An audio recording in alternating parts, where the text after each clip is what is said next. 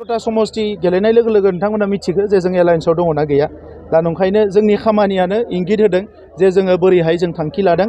मानोना 40टा समष्टियाव जोंखौ सापर्ट होग्रा जोंखौ मदद होग्रा रायजो राजा दङ आरो जोंहा पार्टिया जोंहा स्ट्रं। गतिके 40टा समष्टिनि पार्टिनि जि वार्कार लिडारफोर बिसोरखौ जोङो खाबु होनांगोन। 15टा बिधानसभा समष्टियाव जोंहा पार्टिया जोबोद स्ट्रं।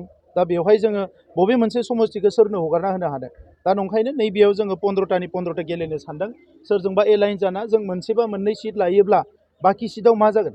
दा बिनि थाखायनो जोङो पार्टिखौ नायनानै जोंनि रायजो राजाफोरखौ नायनानै जोङो हारसिंनो बिसायख'थिखौ गेलेनानै देरहानानै जेरै काउन्सिलाव खामानि मावदोंमोन एसेमब्लियावबो जों खामानि मावगोन आरो जोंनि हारिनि खामानि मावनायजों लोगोसे ओनसोलनि जेंनाफोरखौ सुस्रांनो थाखाय खामानि मावगोन।